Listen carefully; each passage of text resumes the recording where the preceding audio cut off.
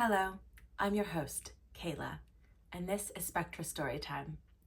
Within the world of Spectra lies a land of lost souls seeking solace in whichever places they can find it. Today's story is called The Bargain. Like all the tall tales on this channel, this story is from my unpublished short story collection, Spectra. I hope you enjoy. Now, shall we begin?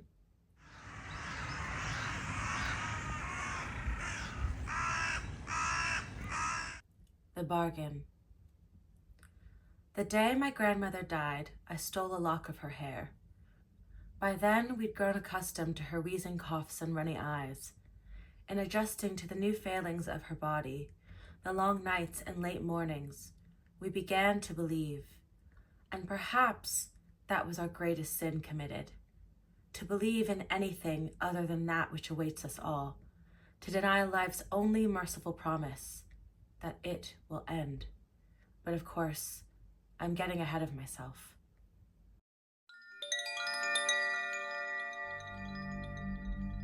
I'd begun to rise before her creaking joints, the sound of an old rocking chair, its wicker worn and giving out. She'd taken to having her ginger tea and eggs in bed before my daily chores. Fresh from the coop, I boiled her breakfast soft one day just to hear her scold me. By then, all that remained of her was a half-hearted flutter. Her hands were not her own, but some cursed, calcifying creature, scarcely resembling the hands of my girlhood. The same ones that had braided my hair ever so tightly, that had yanked me back to tangle in her skirts as I reached for the hot bite of the pan.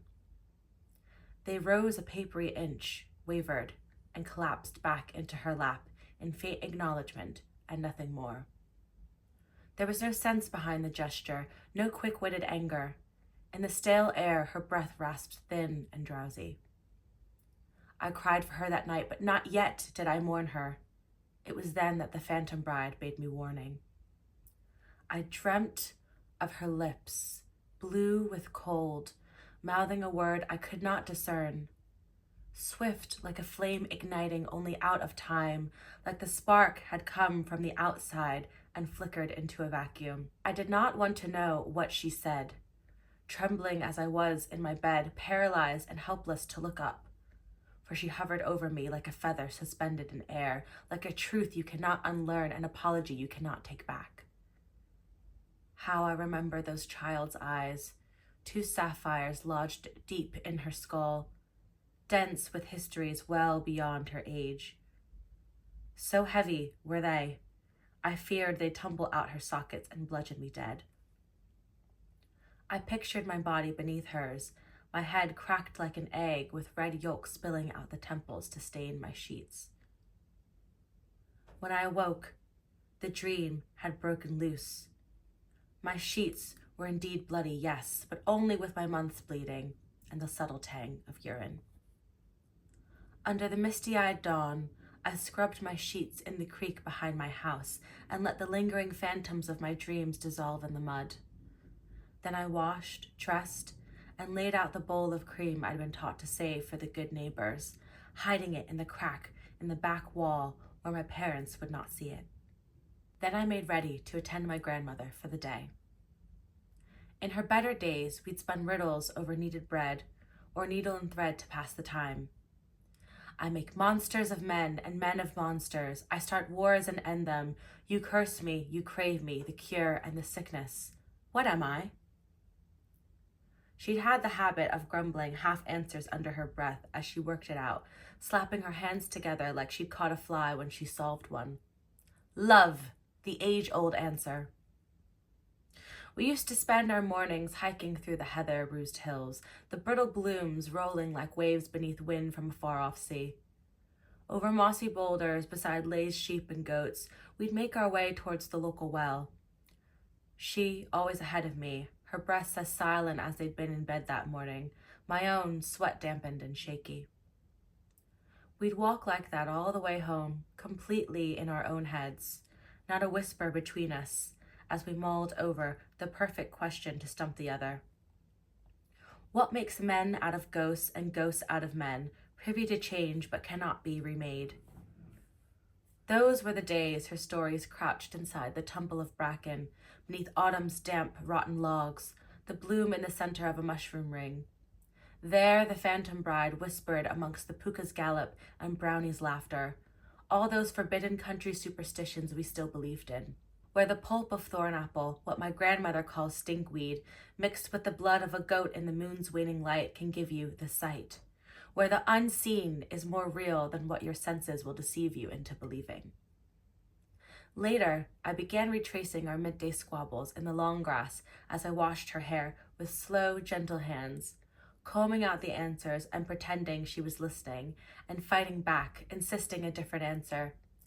Like that sacred part of her was still there and only sleeping, lying dormant beneath wilting brown leaves until next spring, when she'd jump up out of bed and howl with a wolf's midnight glee, delighting at how she'd fooled us, how silly we'd all been, fussing over her the way we had. Give her some peace and quiet, or at least let me have some, Mother would tell me. But she is not my grandmother's daughter, not by blood like I am hers. She couldn't or wouldn't understand. Her life is all red splotchy skin and wailing and babies, not this dry whisper of a song, pudgy fat in the place of the dry bones I tend to, sweat and laughter, hands outstretched that could break you, that go candle soft on the back of a buttery head. A midwife and a dustwife in the same house, we were the start of a bad joke, slurred over stale ale breath, with my father in the middle cracking jokes of his own, breaking nuts with his fists and snapping twigs for the fire, as if with the space his noise demanded, he could crowd out the bad and make us forget. The next day, I felt the grit of the day's toil at the backs of my knees and the creases of my arms. Only, as I leaned down into the washbowl, it was not my face reflected back, but another's. "Mother, help me!" A face that was not my own cried with my voice.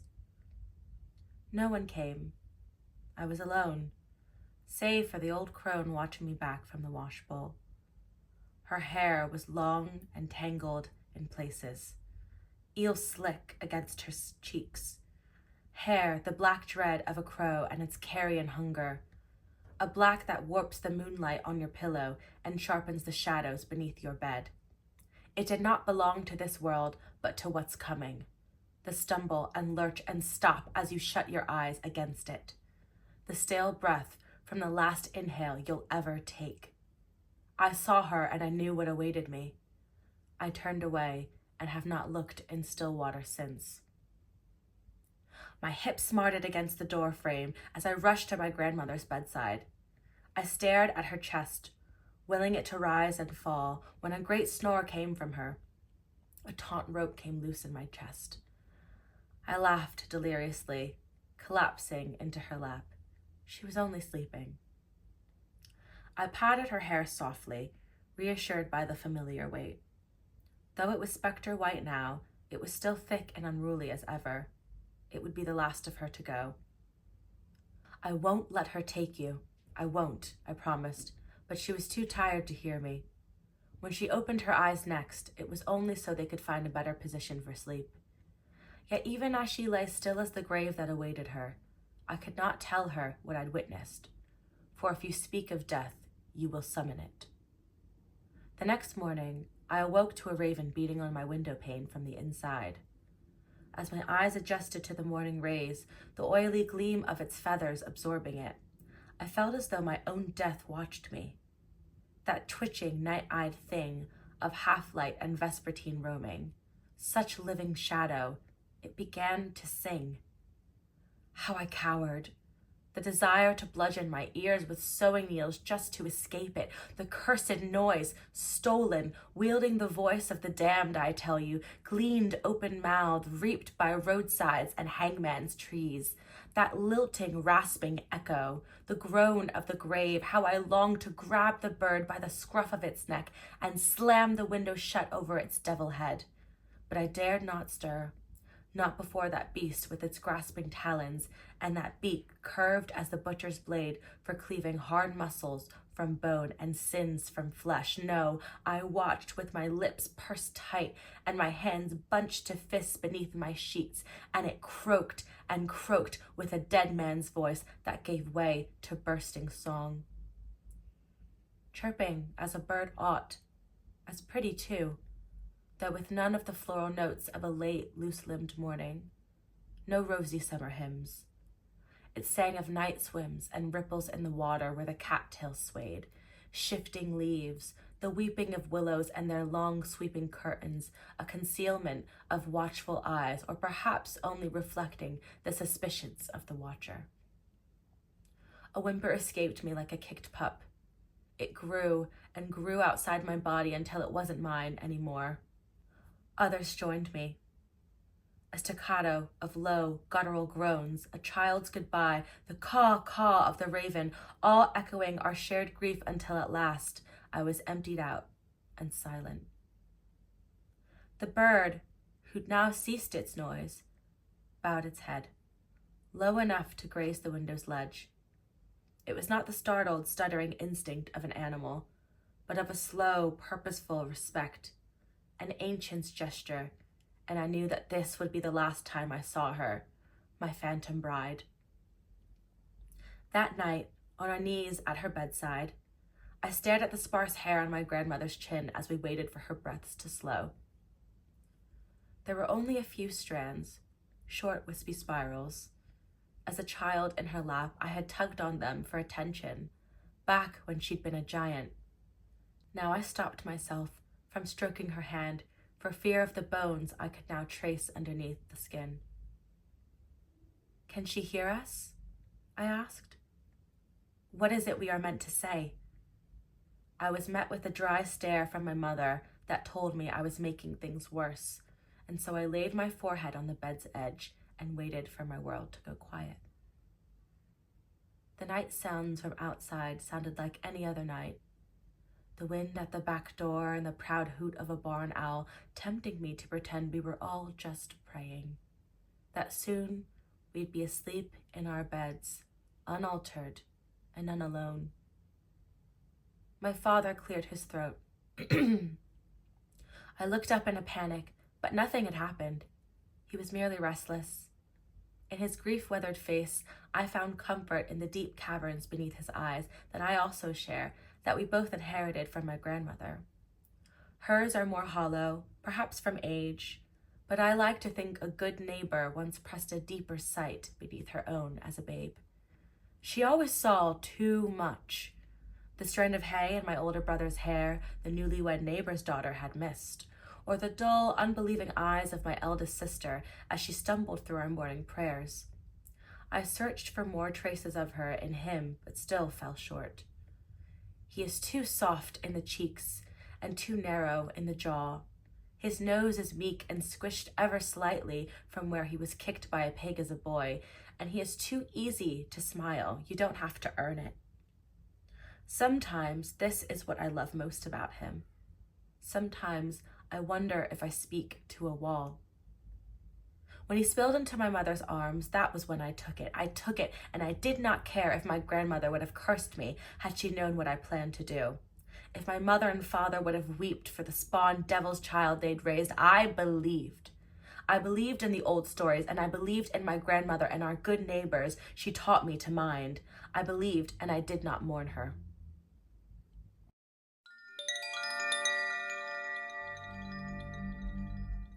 I departed before dawn as my parents still slept. The road was silent. No birds chirped, as if sensing the direction of my path. They did not want their notes to live inside me lest I carry them to the broken place I seeked. I knew I would not find it in the forest. The forest is full of thieves that will strip you of your purse, and if you no coins to give, they'll take the next in value. Your sweet tooth or funny bone, weaver's hands, hunter's eyes, liar's tongue, or lover's starving kiss, all to sell at the goblin market, where witches will snatch them up to spell their poisons and potions. This my grandmother had warned me. Over the queer notes of my father's midday strumming, she'd sung of witches that jump out of the bellies of beasts, of bears and wolves, witches that take the shape of little girls who beckon you with blue-tipped fingers to offer safe passage. Hither, hither, they call, off the beaten path into a deeper, darker wood, in the form of swarming hornets, horseflies, and yellow jackets that sting and bite and wriggle beneath the skin to still your blood for their divinations and moonlit rituals. Witches who watch you from the hollows of trees with nothing but the jaundiced whites of their eyes to warn you of what lies in wait. My siblings never liked these tales. Even as adults, they leave the room at the first sight of grandmother's grumbling. I've always suspected they were only trying to impress my mother, who said we were seeking trouble with all our dark talk. Yet now it is this dark talk that keeps me out of the woods and safe on my path. Sometimes there is wisdom to be found in what hitches your breath and loosens your bowels. Sometimes it is good to be afraid. Since the woods had no place for me, I stuck to the winding shepherd's path. Soon enough, I caught sight of the old stone church where my grandmother had been married. I was uphill, high enough to watch feeble dregs of light begin their first murmurs over the valley below. It lay like a sick horse on its side, exposing its stomach. The farmlands, their little wooden houses and stables, and the animals that flocked behind them looked so insignificant, like pictures in a book. An untouchable place housing the spirits of people, but no living thing had ever entered or left. From there, I'd gazed up at the little church I now stood beside, with its little tower bell and gray-white walls, just a speck on the horizon for so much of my life. What had my grandmother told me about her wedding day here? When we giggled like schoolgirls, looking up at the bell as it summoned midday, something about the priest's crooked teeth as he'd bade her say her vows, the state of my grandfather's beard when he ate honey with his fingers. What had I meant to say to her then, believing foolishly words would always flow freely between us? Willing it with the same demanding insistence I'd used when I'd promised to take her back here when she was better, as if my words could miraculously spawn her recovery. A silly, childish act in the face of my mortality. A slap at the wind that meant nothing. The little bell from the church began to ring for dawn. I thought of my grandmother's terrible voice in my ears when she sang in church. How it wasn't especially loud, but could arch a cat's back with its rasp, yet she sang anyway. I kept walking.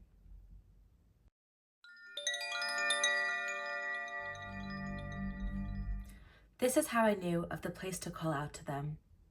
There is tell of a drought in our lands before I was born. 2 brothers, the faeries, sought water underground with a dowsing rod. They searched high and low and found themselves in an open field behind the old burial mound we call Nag's Head. Grandmother says that when they dug up the ground, the boys discovered more than water. She says they struck a deal with the spirits who guard it, and it is they who granted the brothers immortality. Others say the brothers were cursed for disturbing the sacred land, and on moonless nights they wander the boglands in search of drink that will sate their insatiable thirst. In both stories, the Faerie brothers are never seen again. When I reached Nag's Head, the sun had already been put to bed. I let the dowsing rod lead me over rocks and roots until at last it broke in 2. I dropped to my knees and dug with my hands until I struck water. I dug and I tasted salt. I did not see the Faerins, but I felt the air grow restless with want. Winds called out to me from a distant sea, beckoning me forward and away from the grueling path ahead. Still, I dug, deeper than my exhaustion should have allowed, until a small brook babbled before me. I collapsed on my side, struck by an inhuman thirst. As I lowered my hand toward the water, I felt it coming. Like a swarm of flies forming a black net at my back, something began to take shape there, and it too was thirsty. I dumped the offering of honey I'd brought, jar and all, into the water before it could think to punish me for attempting to drink from its waters. "I come begging favor," I whispered to the thing at my back. A low buzzing resounded in my ears. The stirring of little wings brushed my neck, and then I felt it. The words vibrating within the torrent, voices of a many reverberating into one. "You seek to strike a bargain." "Yes," I gasped. "Please." I sat up, rising to my feet, but still I did not turn to face it. "You have to bring her back." "Her memory is all that remains," it said. "In my bargain lies memories made flesh. That will have to suffice." Slow, pathetic tears fell into the hole I'd dug. "Tell me of your bargain," I said. "One for the other. A fetch you'll call grandmother lies in wait. One only you may destroy. On that day of reckoning, you belong to me." "Your price is too high," I moaned. "My grandmother had warned me of their tricks and crooked bargains. You never accept the first offer." "Not mine forever. A decade for a lifetime of happiness, with that whom you hold most dear." "No, good neighbor, a day with you and nothing more. Thousands of them, a month, hundreds of months. You ask too much. A year and a day, or nothing else. That is my bargain. Will you make it yours?" I stumbled forward, almost into the hole, but still I did not turn around. "How do I bring her back?" "I have your word." "You have it." "Or pay your soul as forfeit." "The bargain is set," I hissed. A sinister feeling washed over me. Whatever loomed behind me, I was sure it was smiling. "Drop the hair in your pocket into the water and think of your grandmother. After your next sleep, the fetch will find you." I twisted the hair around my finger 3 times for good luck before dropping it into the trickle of water below.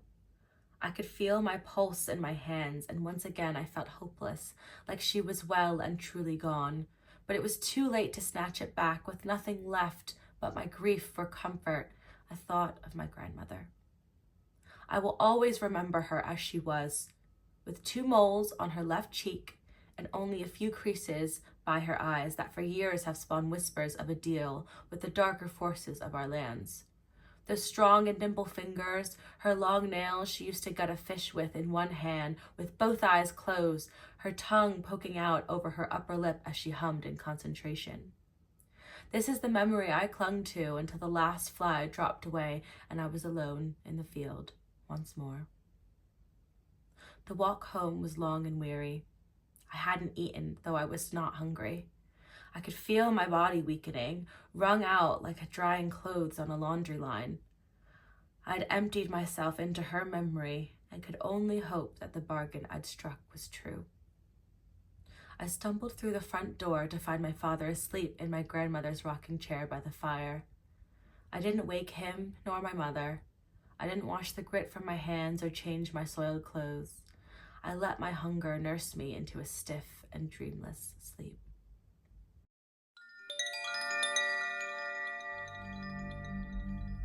When I woke next, I tasted salt, like the mucus from crying had dripped into my lips. Only my face was dry, and I no longer felt empty. "Grandmother, grandmother," I cried. I found her bent over the stove, her back to me, humming over boiled eggs and porridge. She hopped from foot to foot, as if she could not contain her excitement. My father and mother sat at the table, tapping their feet in rhythm, perfectly at ease. "Grandmother," I sighed. She turned with a manic grin, looking just as I'd remembered her the night before. "You need me to live, but you cannot drink or eat me. You share me with family, but not friends. I am inside you, but I was not put there. What am I?" she asked. I buried myself in her arms, holding her tighter than her frail body had permitted for so long I couldn't remember. "Blood," I answered, and she hugged me back just as tightly. By the time night fell, her death was just another story in my head. Amongst all the chopping and stirring and lugging of water, the sweeping of dirt, I was so blissfully full of action, the familiar chores we did together. More to do, always to do. There was no room for worry. Soon the trickle of summer rain on the windows begged for sleep, and I gratefully relented. Under the guise of delivering pies to our favorite shepherd, we wandered through the fields as we had so long ago. I asked all the questions of her girlhood I had neglected before her sickness, only to have her direct the same curiosity towards me. "Which of the village boys have paid you fancy? Will you be a butcher's wife, or a farmer's, or perhaps a carpenter's, like your mother?" "I haven't the time to think of marriage, grandmother. Not with your sickness." "Sickness?" I looked up at the sky to avoid her gaze, feeling vaguely guilty. "Well, now that you are better, perhaps I might begin to consider the matter." "That Hannon boy might do you good," she winked obscenely. "He has a great deal of siblings and is sure to give you a heaping brood." "Nicholas," I scoffed. "Better to marry the goat we fetch our milk from." "The bigger the brute, the better in the marriage bed," she said. "Ah!" I covered my ears, my cheeks aflame. "Let us speak no more of this." "Whiskey will help with the teething and the fevers. Just ask your sister." I pretended to run away from her, secretly grateful for the chance to plan a future she could now be a part of. When we returned, Mother was preparing supper. As the broth began to boil, Grandmother put her head over the pot and sniffed. "Needs more onion," she muttered, then sat down to rest her feet. Mother turned to chop more vegetables. The click of her knife on the chopping board fell into a rhythmic succession, like the ticking of a clock, and a comfortable silence settled over us. Grandmother hummed a lullaby, singing the odd word here and there under her breath as I attended to my needlework. My hands moved of their own accord, and I found myself sliding away, all blurry in cotton wool at the edges and soft in the jaw. As Grandmother continued to sing, I myself grew quiet inside. A handful of pebbles settling at the bottom of a well, a curtain of clear, unbroken sky above my whole world now, and I stretching out into it. This is what it's like to fall asleep, I thought. This is what it's like to watch yourself dream, and for the first time in a long time, I wanted for nothing. Cluck! The rustle of feathers, too close to have come from outside. Cluck! Cluck! Jesus, Mary, and Joseph, I gasped. A chicken, with all its black feathers and jolting spasms, splashed in my mother's pot. To see was to stutter, my mind a hiccup of thoughts, no thoughts at all. I was suspended in time, detached from my body as a cicada is to its discarded shell. With another cluck, the chicken disrupted the spell and flew from the pot in a swirl of feathers, the beat of its wings fanning the flames on the stove. Out the window it went, right past my mother, who continued her chopping, unperturbed as ever. I turned to my grandmother, aghast, who merely grinned in my direction and announced it was time for her nap. I mumbled a half-hearted response and rose to sweep up the feathers and attend to the rest of my chores until Mother called us in for supper. Mother poured soup into our bowls, and I asked, "Where is Father?" "Out helping Farmer Fergus set the traps for those foxes that keep getting at his coop," she said. "Now let us pray." As dinner commenced, I watched as my grandmother slipped up 2 servings of our chickenless soup, comforted by the return of her once hearty appetite. "More," she demanded of my mother, who had not yet even finished half of her own portion. "We haven't any," she replied coolly. Grandmother grunted and rose to inspect the empty pot. With a long, snaking tongue, she licked the spoon clean, then began gnawing along its edges until it splintered in her mouth. She cracked the handle like a wishbone she wished to suck the marrow from, and with only a little blood pooling from the corners of her mouth, she gobbled that down too. I watched it in a daze, the stranger sparing a weary glance towards my mother, who continued to sip her soup with slow and shallow spoonfuls, her eyes steadily downcast. The sound of a sniff drew my attention back to my grandmother. Her eyes ravaged the kitchen, only to fall still on the floor by the front door, a cat to a fly. With a howl of glee, she leapt into a crouch by the door and pried open the floorboards.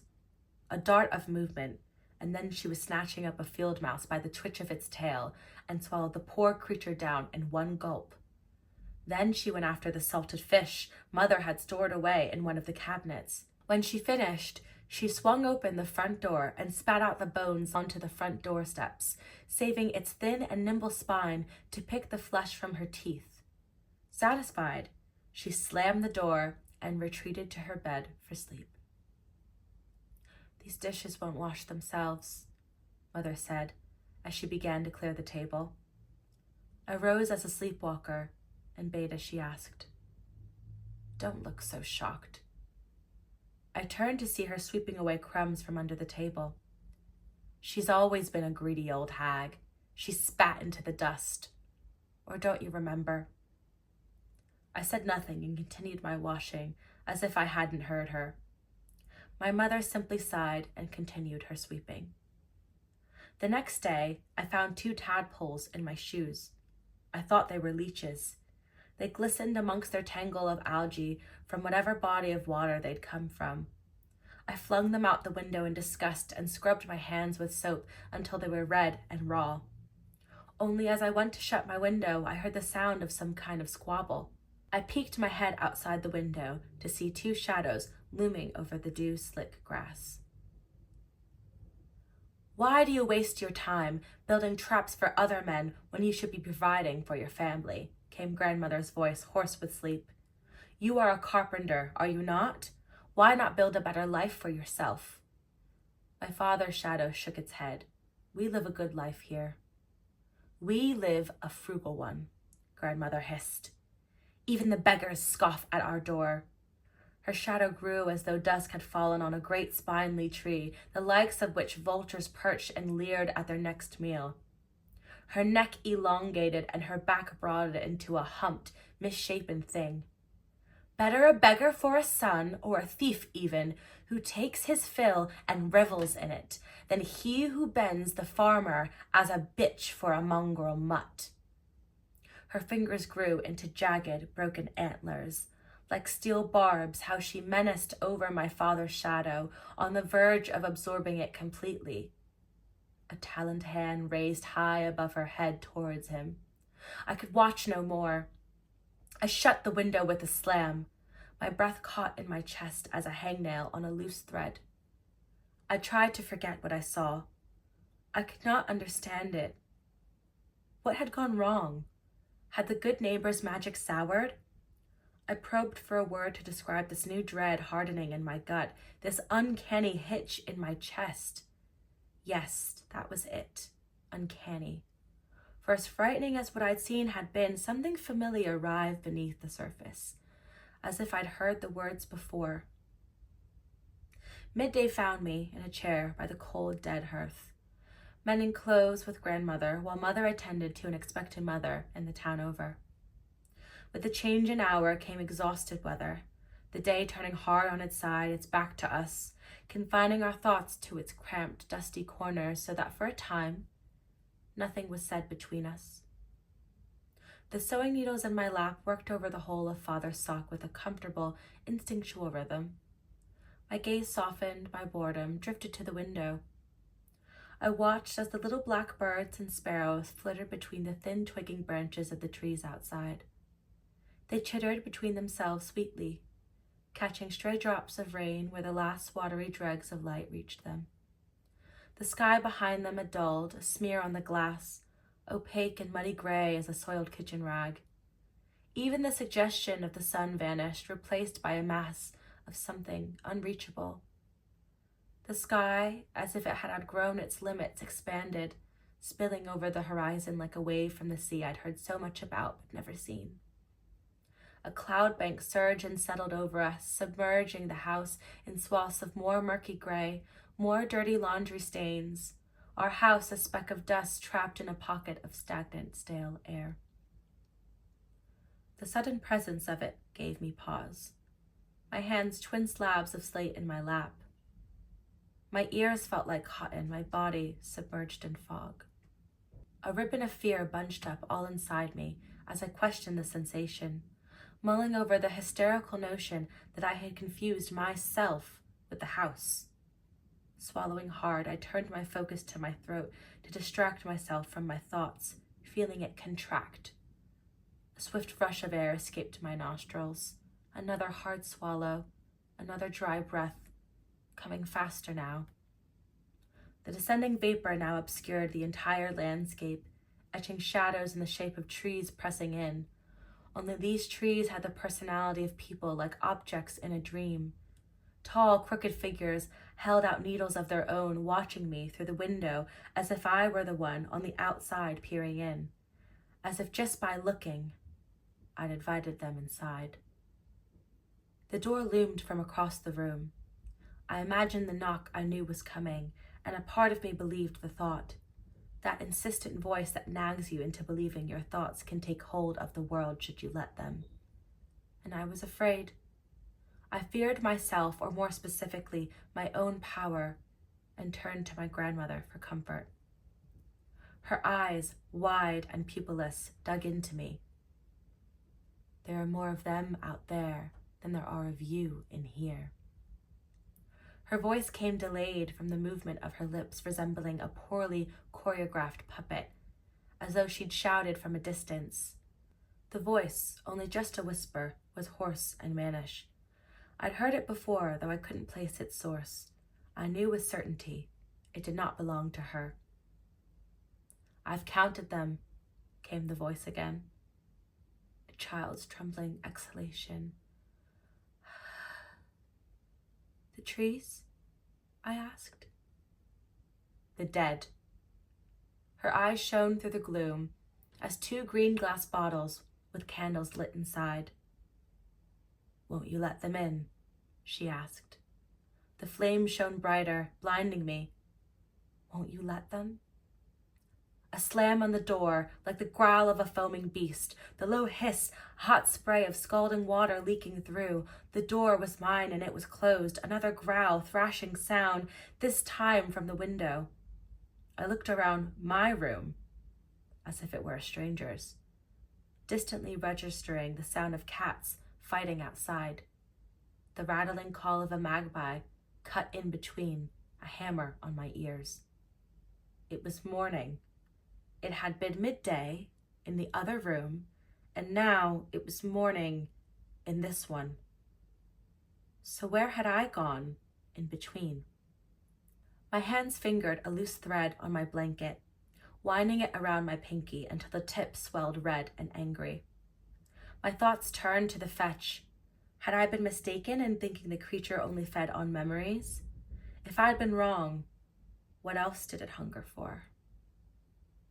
The rest of my day passed on without me, my body floating from chore to chore while my mind found itself preoccupied by the peculiar conviction that I had never actually left my bed.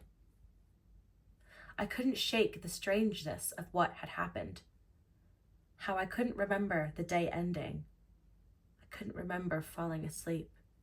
The days wore on, and I grew used to the otherworldly happenings that flocked my grandmother, like moths to light.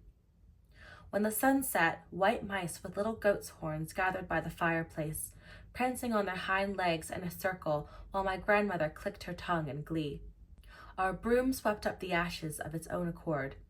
A two-headed frog leapt out from the fresh cream somehow curdled, and the birds chirped only at night, now a mournful, solemn soliloquy. The queerness I could not shake was my grandmother herself.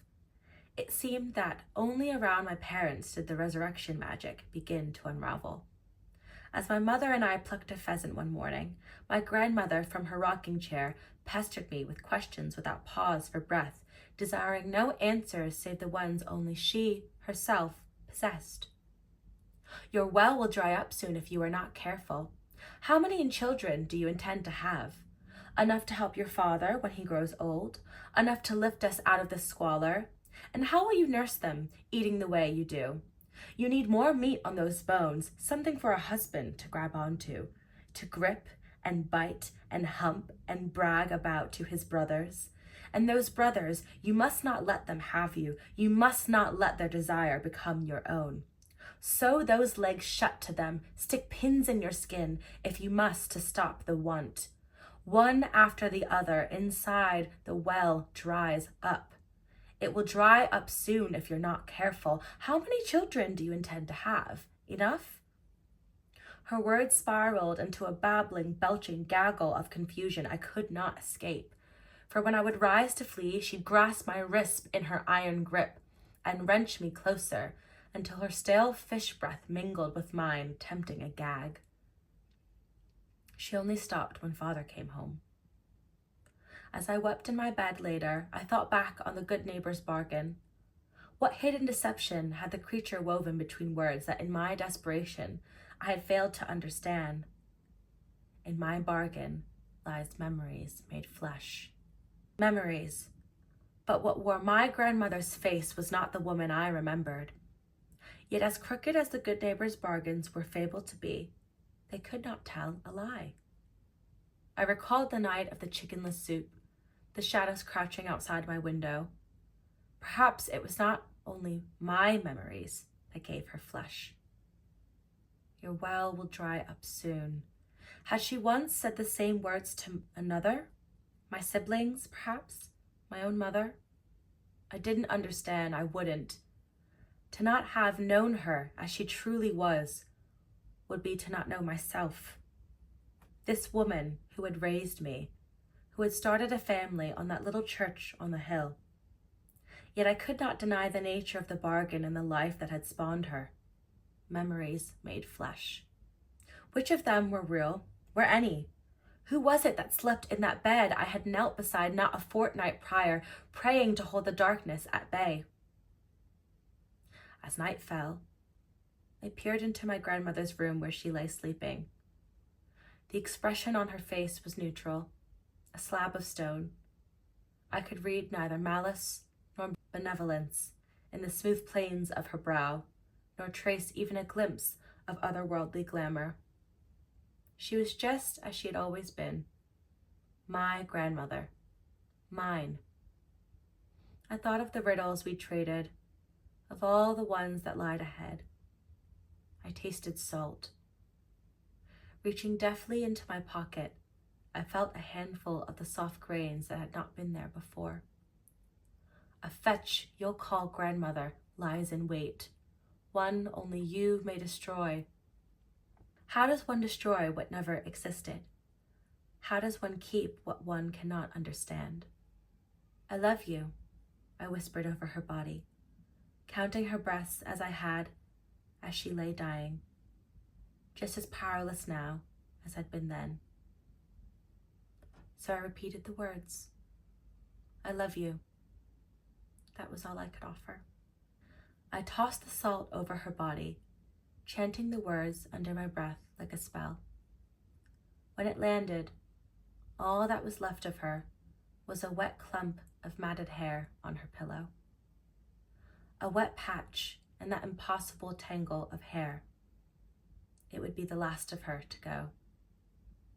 Staring at her empty bed, at the indent in the mattress of what had once been my grandmother, I felt as though I'd awakened from some vague and distant dream in which nothing had really happened, occupying space, floating from room to room, spectered to the action with no real destination in mind. Then the tears came, violent and unrelenting. I collapsed by her bedside. I began to grieve.